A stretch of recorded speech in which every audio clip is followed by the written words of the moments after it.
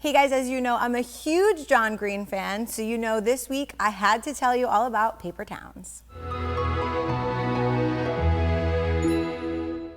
Hey guys, welcome back to Monday Morning Critic. I'm Krisily Kennedy, and this week we're talking about my favorite author, John Green. I've read this book, I've read The Fault in Our Stars, I've read all of them. And I wish that he wrote them when I was a teenager. John, where were you when I was in high school? I needed these books. I was that kid that didn't fit in. If you haven't seen it yet, go see it. But if you have, you know I have my saran wrap. It's ready. I have my sticky notes.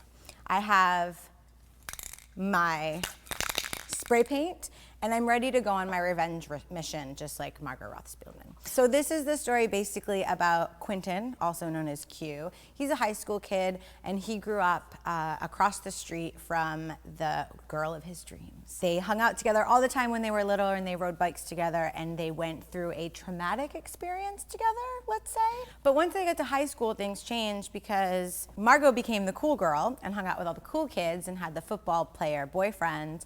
And Quentin was kind of a geek. Margot was obsessed with mysteries and would go find mysteries, and then she would find out what happened, and she would become a detective. And the line in the story goes that Margot loved mysteries so much that she became one. So that's kind of where the movie turns, is that now it's senior year in high school, they have like a week left in school, and Margot comes back and knocks on the window and says, "I need your car." But that's just kind of the beginning of the movie.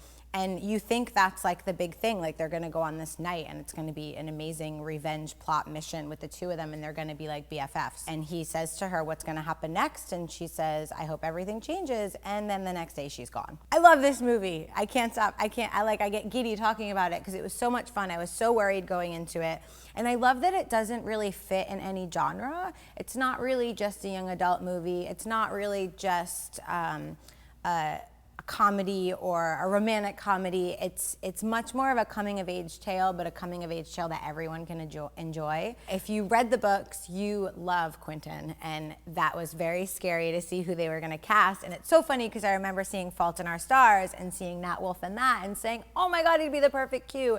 And obviously I'm amazing and know everything because they totally casted him. Cara Delevingne played Margot, and she's apparently a supermodel, which I didn't know, which is probably why her eyebrows were so distracting. I couldn't stop staring at them. It was so strange. A lot of times you just watch a movie, but for this one, like I really felt like I was almost a part of it. It brought me back to high school too, which was really fun because that was a really long time ago.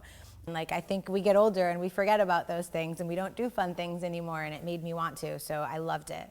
By the way, I never talk about this in movies when I do these reviews, but the music in this movie was amazing. Like it was so fun. It was so perfectly fitting. Like everything about it, I literally went home and downloaded it, and I never do that. Like that's very rare, and I never talk about it during these, so I had to just mention that the soundtrack was just as good as the movie, which not a lot of people notice things like that. All right, guys, I hope you enjoyed my review of Paper Towns as much as I enjoyed the movie. Let me know what you guys saw this weekend. I want to talk movies with you. And we have to announce our giveaway for my fun Ant-Man toys.